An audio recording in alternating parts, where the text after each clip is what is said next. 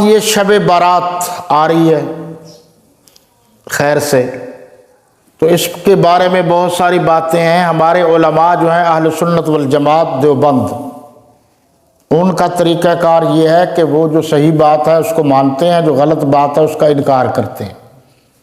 اکثر لوگ باتوں کو مکس کر دیتے ہیں، تو علماء اہل سنت والجماعت دیوبند اس کو الگ الگ کر دیتے ہیں، تو جب سمجھ میں نہیں آتی تو پھر وہ فتوے صادر شروع کر دیتے ہیں، وہ صحیح اور غلط کو مکس کر دیتے ہیں۔ اس طرح کی بات نہیں ہے۔ وجود تمام علماء کے نزدیک ثابت ہے شب برات کا۔ بہقی کے، ابن ماجہ اور باقی احادیث کی کتابوں میں کچھ روایات بھی ہیں، جس میں ایک یہ بھی ہے کہ حضور صلی اللہ علیہ وسلم کو سیدہ عائشہ رضی اللہ تعالی عنہا نے جب پوچھا تو آپ نے فرمایا یہ رات عبادت کی رات ہے، بنو کلب کی بکریوں کے جو بال ہیں ان سے بھی زیادہ جو گنہگار ہوگا اور عبادت کرے گا اللہ اس کو معاف کر دیں گے۔ وجود ثابت ہے۔ اب البتہ مولانا مفتی تقی عثمانی صاحب نے یہ بات لکھی ہے، اور ہم بھی یہ مانتے ہیں کہ بعض لوگ سمجھتے ہیں کہ اس وقت تک شب برات مکمل نہیں ہوتی جب تک کہ وہ رات کو قبرستان نہ جائیں۔ اس طرح کی بات نہیں ہے۔ اس طرح کی بات یوں ہے کہ آپ زندگی میں ایک دفعہ گئے ہیں، تو اگر کوئی ایک دفعہ چلا جاتا ہے قبرستان تو اچھی بات ہے، لیکن جانا لازم قرار دینا اس کی شریعت اسلامیہ میں کوئی اجازت نہیں۔ دوسرا یہ ہے کہ ہمارے ہاں یہ بات مشہور ہے کہ یہ حلوے والی عید ہے۔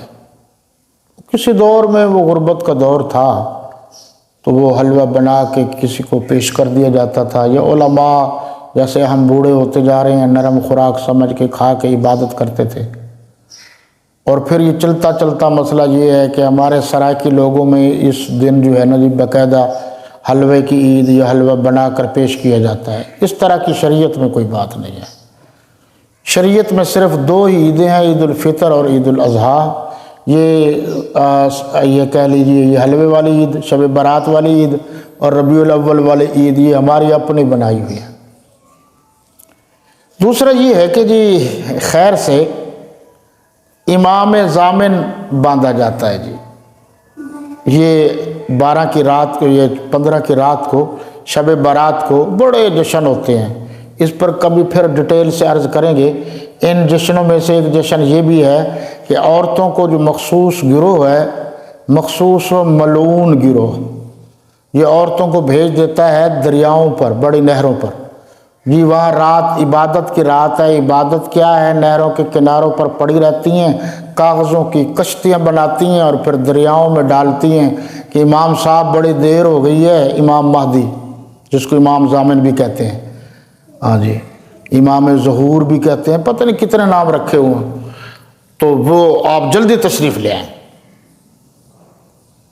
جبکہ ان کی کتابیں میں موجود ہے کہ جب 300 مخلصین شیعہ پیدا ہو جائیں گے تو میں آ جاؤں گا۔ ابھی وہ غار سے باہر نہیں آ رہا، میں ان کی بات کر رہا ہوں، اس لیے کہ ان کو اعتبار نہیں ہے کہ ابھی مخلص نہیں ہے۔ یہ ساری کہانیاں ڈھکوسلے ہیں۔ اس قسم کی شریعت میں کوئی مسئلہ نہیں ہے کہ عورتوں کو بھیج دو۔ شریعت میں کوئی ایسا مسئلہ نہیں ہے کہ عبادت کی غرض سے عورتوں کو اپنے گھروں سے باہر بھیج دو۔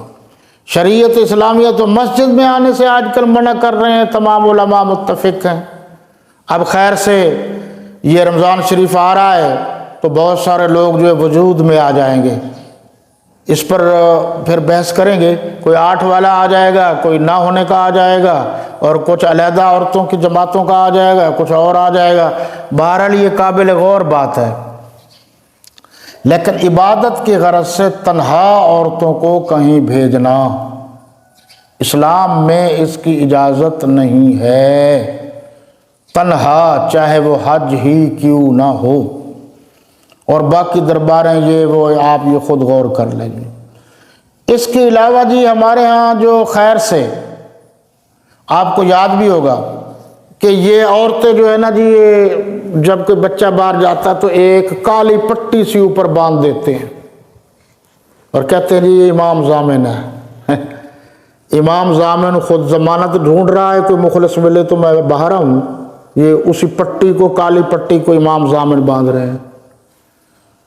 اور آپ کے علم میں ہوگا، خاص عرصے کی بات ہے، ضیاء الحق صاحب مرحوم کے دور میں یہ ہیں تو بڑے چالاک، آج کل جیسے ہر سیاسی جماعت میں گھس رہے ہیں تاکہ پریشر پڑے، ہمارے سارے سیاسی جماعتوں سے تعلقات ہیں، 2-4 ٹوٹڑو ہوتے ہیں، ان کو بھی خراب کرتے ہیں، باقیوں کو بھی خراب کرتے ہیں، ہوتے کچھ نہیں ہیں۔ رافضیت کی بنیاد پر مجھے ایک M P M L A تو بنا کے دکھائے نا، دیکھ لیں گے۔ تو وہ اس نے جو نا ایک فوجی کے اوپر باندھ دی پٹی، یہ کالی پٹی، ان کا یہ کیا ہے جی؟ ان کا یہ امام ضامن ہے، اور انہوں نے کہا پاکستان کی سب سے بڑی وردی فوج کی ہے، فوج کے اوپر کسی کپڑے کی گنجائش نہیں ہے، اس نے اتارا اور پھینک دیا۔ یہ امام ضامن جو باندھتے پھرتے ہیں، ہمارے سنی بھی کہ دھاگوں کی صورت میں باندھتے پھرتے ہیں، کہ ٹاکیوں کی صورت میں باندھتے پھرتے ہیں، یہ سب غلط ہے۔ ہاں جی، آتش بازی بھی غلط ہے۔ یہ شب برات میں جو ہمارے ہاں آتش بازی ہے بغیر حساب و کتاب کے، قانوناً بھی اب تو پابندی ہے، ویسے بھی شریعت اسلامیہ میں بھی اس کی کوئی گنجائش نہیں ہے۔ اسی طریقے سے یہ بھی میں آپ کو بتا دوں کہ میں نے سوچا ہے یہ اگلا یعنی اگلے اتوار 19 انگریزی کی بنے گی 19 مارچ بنے گی، اور اتوار کا دن ہوگا اسی وقت 8 سے 9 تک پھر ہم درس قرآن رکھ رہے ہیں۔ اس میں رمضان المبارک کا استقبال اور اس کے تقاضے بھی ہوں گے۔ خصوصی طور پر تراویح پر بھی ہم نے بحث کرنی ہے کہ بعض فتنے کی شکل میں 8 والے بھی آ گئے ہیں اور وہ بھی جال سازی کر رہے ہیں خیر سے۔ اسی طریقے سے کچھ ایسے بھی ہیں جو روزوں کو بھی ماشاءاللہ 3 تک لے آئے ہیں، اور ایسے بھی ہیں جو پوری تراویح کا بھی انکار کر رہے ہیں۔ بہرحال ان پر علماء کو بھی میں تکلیف دوں گا اور خود بھی کوشش کروں گا کہ آپ کو بتائیں گے۔ اور یہ بات بھی ہے کہ جماعت جو ہے، نماز تراویح کی جماعت، یہ بھی اب کچھ لوگ کہنے لگ گئے ہیں ضرورت نہیں ہے۔ ویسے ماشاءاللہ پاکستان میں ایسے علماء بھی پیدا ہو گئے ہیں جو اعلانیہ ڈنکے کی چوٹ کہہ رہے ہیں کہ نماز ہی نہیں ہے، فرض عین والی نماز کا بھی انکار کر رہے ہیں۔ آپ کے ملتان میں بھی ایسے پروگرام ہوئے ہیں، اور اس میں بھی جال سازیاں، 2 نمبریاں، فراڈ بازیاں، اس کے لیے ضرورت ہے۔ پھر روزوں کے ٹوٹلی انکاری، اس پر بھی بحث کریں گے ہم۔ زکوٰۃ کے احکامات و مصارف، اس پر بھی ہم انشاءاللہ ضرور بات کریں گے۔ اس کے علاوہ میں نے کچھ چیزوں کا فیصلہ بھی کیا ہے۔ اب چونکہ میں بوڑھا ہوتا جا رہا ہوں، اور اللہ کے فضل و کرم سے میں نے کوشش تو کی ہے اپنی پوری زندگی میں کہ آپ تک صحیح بات پہنچاؤں اور ڈنکے کی چوٹ پہنچاؤں، اس لیے میں نے مولویوں کی نوکری نہیں کی۔ یہ اللہ کا مجھ پر احسان ہے۔ کیوں کہ مولوی نوکری کرتے ہیں تو پھر وہ اپنی بات منواتے ہیں، وہ کہتے ہیں جیسے ہم کہہ رہے ہیں ویسے مانو۔ بڑے بڑے پارسا مجبور ہیں، سمجھتے بھی ہیں لیکن مجبور ہیں۔ میں نے حکومت کی نوکری کی ہے، حکومت ہمارے مذہبی معاملات میں مداخلت نہیں کرتی، اور ہم نے کسی سے ڈرا خوف سے زندگی نہیں گزاری، ڈنکے کی چوٹ زندگی گزاری ہے۔ نوکری ہمارا حق ہے، کسی مسلک، کسی مشرب، کسی گروہ کے باپ کی جائیداد نہیں کہ صرف وہی کرتے پھریں۔ اس لیے میں نے جو مجھ سے ہو سکا پوری کوشش کی ہے، اور میں کبھی سوچتا ہوں اگر میں کسی مولوی کا ملازم ہوتا کب سے کہاں تک چھٹی ہو جاتی۔ یہ ان کا تھا اس لیے بچتا رہا ہوں۔ تو میں نے اپنی زندگی میں ایک فیصلہ اور بھی کر دیا ہے، اور وہ یہ ہے کہ مرنے کے بعد، یعنی جب تک میں زندہ ہوں، اللہ نے سانس کی جو گھڑیاں رکھی ہیں وہ تو ہیں، میرے مرنے کے بعد ساری کتابوں کا وارث باضابطہ میں اسٹامپ بھی لکھ کر دے جا رہا ہوں، وہ میرا بیٹا ہے جو آپ کے سامنے بیٹھا ہے۔ اس کے لیے آپ دعا بھی کریں گے۔ مجھے خوشی ہے کہ یہ میرا بیٹا دلیر بنے گا میری طرح، کسی کے پھونک مارنے سے اڑے گا نہیں۔ ہم اپنے عقیدے اور نظریے میں کسی شرافت کو دخل نہیں دینے دیتے۔ شرافت عقائد اور نظریات میں ہے، عقائد اور نظریات کو چھوڑنے کا نام شرافت نہیں ہے۔ یہ ضلالت ہے، رذالت ہے۔ اس کے علاوہ یہ جو مدرسہ آپ کو نظر آ رہا ہے یہ تقریباً 8 مرلے کی جگہ ہے، یہ سارے کے سارے 8 مرلے کی جگہ۔ اور اب جو مجھے بقایا جات ملے ہیں، میں نے پوری کوشش کی ہے کہ اس کو لگا کر یہ کچھ نقشہ بھی تبدیل ہوتا ہوا آپ کو نظر آ رہا ہے۔ یہ پوری عمارت اور اس کے اوپر بھی ہمارا موڈ ہے، یہ سب کا ذمہ دار جو ہے وہ اسامہ خادم ہوگا، اور میں اس کو باقاعدہ لکھ کر جا رہا ہوں۔ اور جو خاص بات ہے وہ یہ ہے، آپ بھی آج موجود ہیں، سن لیں، کوئی بھی فرد،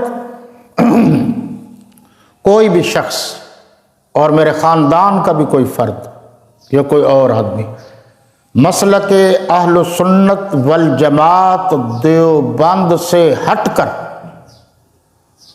اس کو مجبور نہیں کیا جائے گا۔ یہ باضابطہ اہل سنت والجماعت دیوبند ہمارا جو مسلک ہے، از شاہ ولی اللہ تا شاہ عطا اللہ تا مولانا حق نواز جھنگوی، اسی عقیدے اور نظریے پر یہ قائم رہے گا، اور اس کے معاملات میں کسی کو ہم مداخلت کرنے کی اجازت نہیں دیں گے۔ جب لوگوں کی مداخلت زیادہ ہوتی ہے 10 روپے دے کر، تو پھر وہ ہم سے اپنی باتیں منوانے کی کوشش کرتے ہیں۔ میں احرار میں رہا ہوں، اس لیے میرے مزاج میں بھی احرارہ پن ہے۔ میری پوری کوشش ہوگی کہ عقیدہ اور نظریہ برملا جیسے تھا ویسے ہی میں آخر دم تک بیان کرتا رہوں۔ کتابوں کے نام، باقی حوالہ جات کچھ میں نے لکھ کر دے دیے ہیں، کچھ میں نے اس کو یاد کرا دیے، انشاءاللہ آپ کو فائدہ ہوگا۔ ایک بات اور ہے، جو دیوبندی ہمارے حضرات ہیں وہ ماشاءاللہ اب بدعتی بنتے جا رہے ہیں۔ ان میں بدعتوں میں سے ایک بدعت یہ ہے کہ جنازہ سامنے رکھ کر 2-2 ڈھائی گھنٹے تقریریں کرتی ہیں، اس کا اسلام میں کوئی وجود نہیں ہے، یہ بدعت ہے۔ 2-4 منٹ کی اجازت ہے بس۔ اگر ہاں مولانا یوسف لدھیانوی صاحب نے علیحدہ تعزیتی جلسہ اس کی اجازت دی ہے۔ جنازہ کی موجودگی میں لوگوں کو تھکاتے ہیں، وہ بیچارے کھڑے کھڑے، یہ لمبی چوڑی تقریریں، اس کی اجازت نہیں ہے۔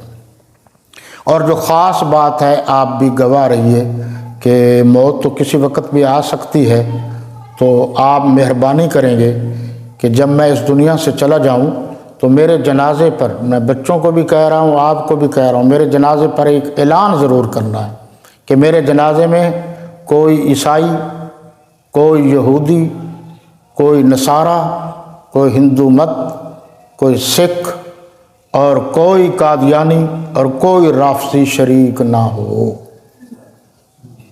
میرے جنازے میں کوئی رافضی شریک نہ ہو، آپ گواہ ہیں، آپ نے اس بات کا اعلان کرنا۔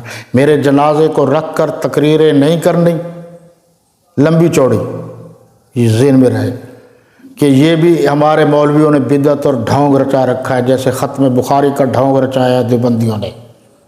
اب کوئی مان ہی نہیں رہا، مولانا مفتی تقی عثمانی صاحب کی بات بھی کوئی نہیں مان رہا۔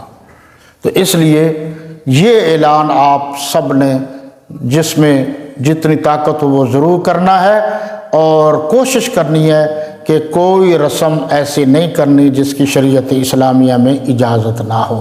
جہاں گنجائش بھی ہو وہ آپ کر سکتے ہیں، تھوڑی بہت گنجائش ہے تو وہ آپ کر سکتے ہیں، جیسے عیسیٰ ثواب کا ہے، اجتماعی دعا کا ہے، یہ معاملہ ہے، لیکن اس میں بھی علماء نے کہا ہے کہ اجتماع کی اجازت نہیں۔ بہرحال کچھ گنجائش موجود ہے۔ اللہ تعالیٰ آپ کا، میرا اور تمام مسلمانوں کا حامی و ناصر ہو۔ حیات باقی ملاقات پر